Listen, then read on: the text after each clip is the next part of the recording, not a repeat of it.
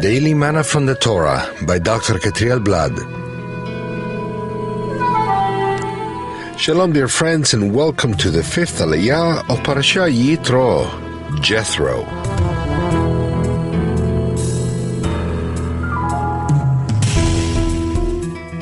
This fifth Aliyah is found in Exodus 19 from verse 7 to verse 19.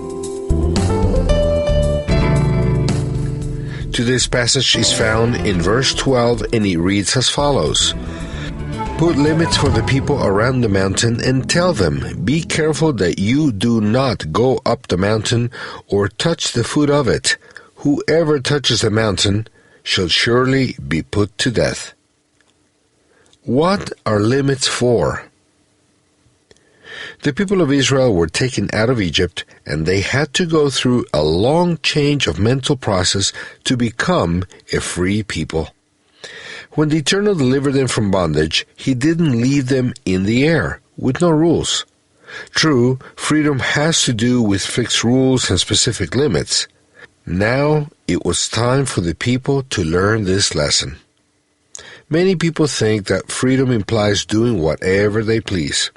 But true freedom is to find and remain within the limits that the Eternal has set for each and every one of us. Strict limits and rules are not hindrances to develop freedom.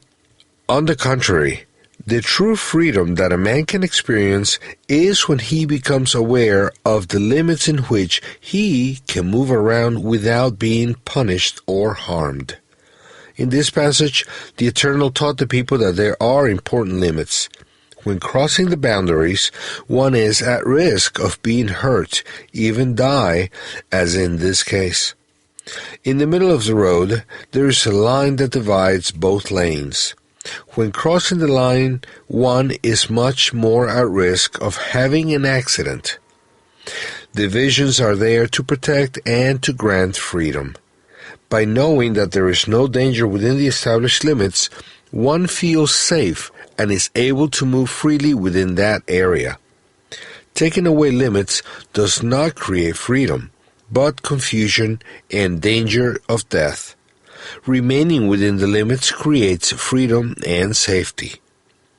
May the Eternal help us understand what are the limits and to stay within them for our own freedom and safety.